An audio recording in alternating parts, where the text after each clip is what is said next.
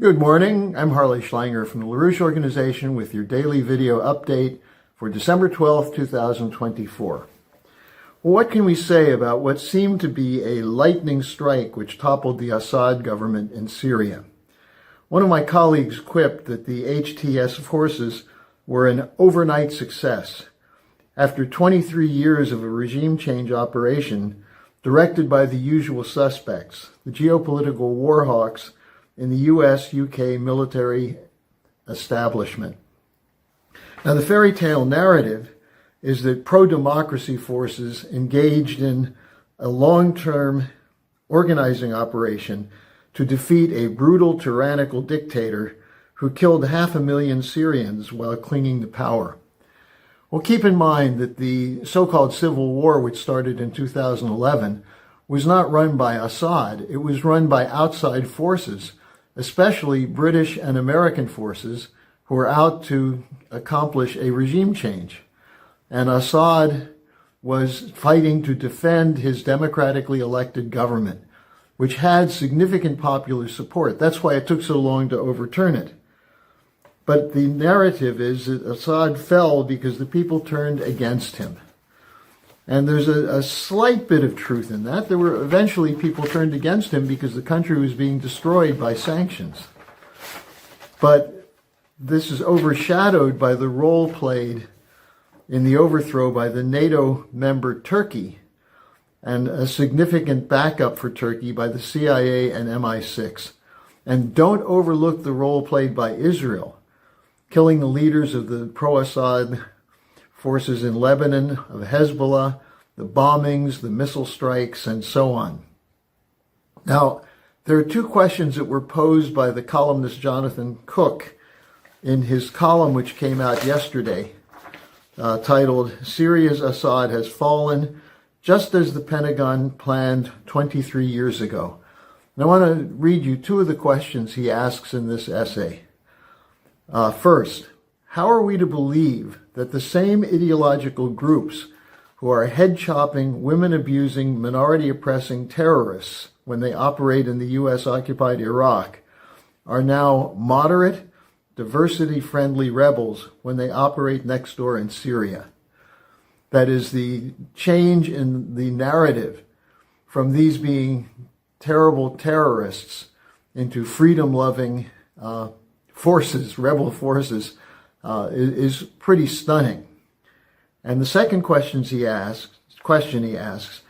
is HTS pursuing a nationalist agenda that is truly about liberating Syrians from Western imperialism, or is Western imperialism wielding both the stick of an Israeli attack dog and the carrot of the rich Gulf lapdogs, once again in the driving seat in Syria? And so these questions are worth pondering. So let me give you a little more background on this.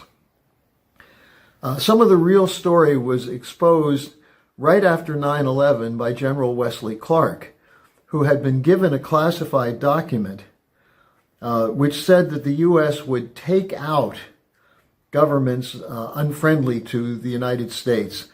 And the 7 governments they listed were Iraq, Syria, Lebanon, Libya, Somalia, Sudan, and Iran.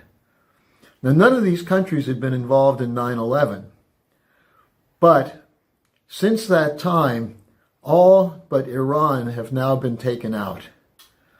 Now, this corresponds to another document from way in the past, the 1996 document called Clean Break, which called for the reshaping of the Middle East toward Israel's liking.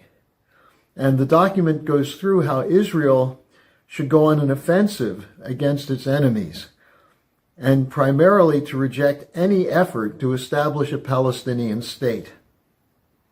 Now, this strategy evolved over time. As I said, 6 of the 7 targeted states have been hit by regime change. But in the process, ISIS was created, and the West figured out how to use terrorists to accomplish this goal. Now, this was not new to the period after 9/11. The idea of U.S. allying with terrorists goes back to Brzezinski, in the 1979 decision to lure the Soviet Union into Afghanistan, and then for the United States to arm and train what became the Taliban and Al-Qaeda. The Taliban being the native Islamic forces, and Al-Qaeda, the Saudi-backed forces funded by Osama bin Laden. And there's ample documentation to show that the U.S. was directly involved in creating these terrorist organizations, and then after the Iraq invasion, deploying them outward. Now, this, as I said, goes back to Brzezinski in 1979. Now, this was also confirmed, and there's many confirmations, but one of them was from Jake Sullivan, who's the Biden National Security Advisor. In 2012, he sent an email to Hillary Clinton in which he said, quote, "Al-Qaeda are on our side in Syria," unquote. That's from Sullivan, the National Security Advisor to then Secretary of State Hillary Clinton. Now, of course, National Security Advisor to the lame duck President Joe Biden. Now, just further evidence on this includes a November 30th, 2015 State Department memo, which says the best way to help Israel deal with Iran is to help the people of Syria overthrow the Assad regime. The memo goes on to say it will take time, but that's what's necessary. Well, it did take some time. Now, I will make one correction to what Jonathan Cook said in his essay, and it's a correction to what virtually everyone says, which is that it's all about oil. The U.S. interest in the Middle East is primarily related to the abundance of oil that exists in that area. Now, the actual geopolitical strategy of divide and conquer in that area predates the discovery of oil and the use of oil, especially in such things as the large destroyers and naval vessels. Oil is important, but the strategy goes back to the development of the field of geopolitics. The idea that there's a necessity of intervention to control the land routes, the trade routes, as well as the credit policy to ensure the survival of the British Empire.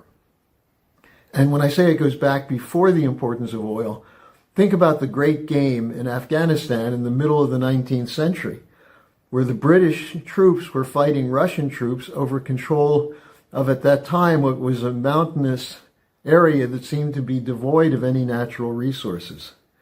It was about geography, about the importance of maintaining the power of a sea-based capability that the British had against the emerging land-based transportation corridors that were proven to be effective in the United States with Lincoln's Transcontinental Railroad.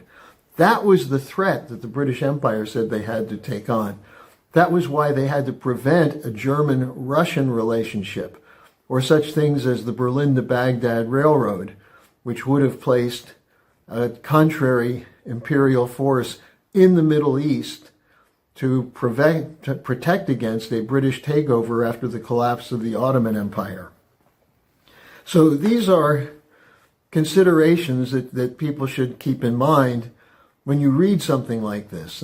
Cook is right in terms of the strategy to knock out all these governments in that region, which today many of those governments are joining with the BRICS, are becoming part of this new land-based and sea-based transportation corridor grouping of trade and security, which protects those countries and their sovereignty from the imperial forces of the Western establishment. Now, the bigger targets today are Russia and China.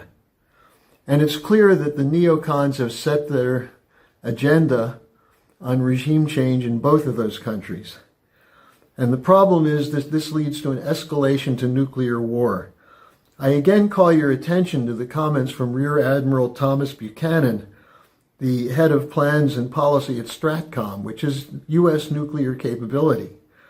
And what he said is, if we have to have an exchange, meaning a nuclear exchange, we want to do it in terms most acceptable to the United States, that puts us in a position to continue to lead the world, unquote, to lead the world after nuclear war. That's what is being discussed now by the neocons and their controllers, that they're prepared to go to nuclear war to prevent the erosion of power of the unipolar order. Now, this has to be overturned. Join with us tomorrow, Friday. We have the weekly International Peace Coalition Zoom call at 11 a.m. Eastern. And I'll also take your questions tomorrow, so you can send them to me at harleysch@gmail.com. Questions and comments. Let's figure this out. Let's prepare to build a resistance that's not just an anti-war, but actually takes up the question of a new strategic and development architecture to replace the collapsing imperial order, lest they take us to the civilizational destroying nuclear war that they are so hoping that they can incinerate. They're in fact provoking the Russians in hopes of fighting and winning.